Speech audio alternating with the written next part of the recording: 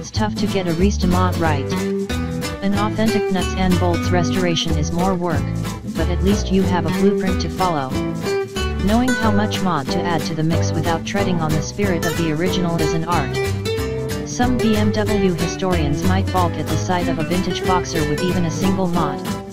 But we're giving Ramon Seiler of Kontrast Kreations 10 out of 10 for this delightful petrol-blue bobber.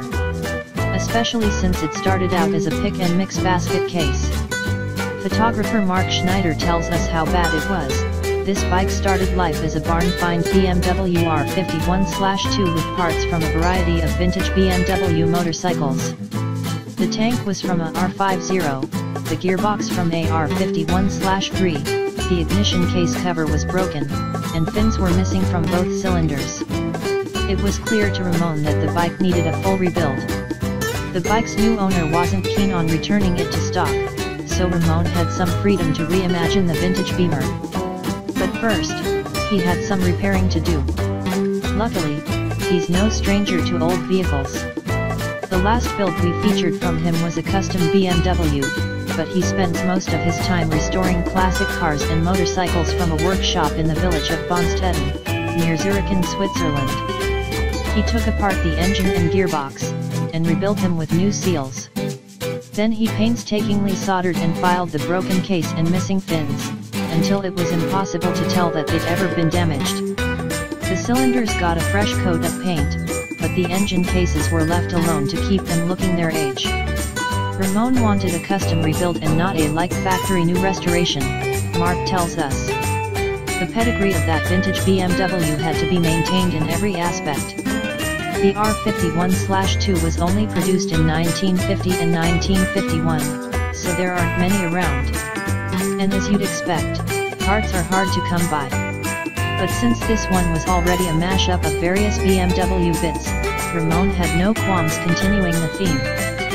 So he sourced some parts from the R51/2's successor, the R51/3.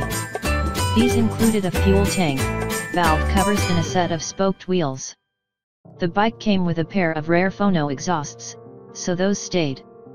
Just about everything on the old boxer needed welding, straightening, or general wizardry to get it up to par. The wheels were relaced with new spokes, and repainted in semi-gloss black. A new wiring harness was made up, running close to the frame with neat hose clamps keeping it in check. Ramon also ditched all the worn-out rubber bits, like the seat and knee pads. He fabbed up a new seat pan to sit on the stock mounts, then made a pair of aluminum pieces for the tank. Everything was then sent to a local upholsterer to be wrapped in brown leather. The effect is mimicked up top with a pair of Brooks bicycle grips. The throttle and grips both had to be modified to work together. During the build, Ramon realized that the R51/2's frame looked neat without the rear fender and the complex set of brackets that holds it. Running the bike fenderless wasn't an option, so he found a solution that would work with the Beamer's plunger rear suspension. A problem arose: the original fender was fixed to the frame, but the new design had to hug the rear tire and travel with it. Ramon shaped a new fender from aluminum, then attached it to the final drive via a custom-made mount at the back, and to the frame via a steel hinge at the front. Between the hinge and the natural flex of the aluminum, the fender now syncs with the travel of the wheel, without any hassle. There's also a custom-made license plate bracket out back, and a Bates-style tail light mounted up top.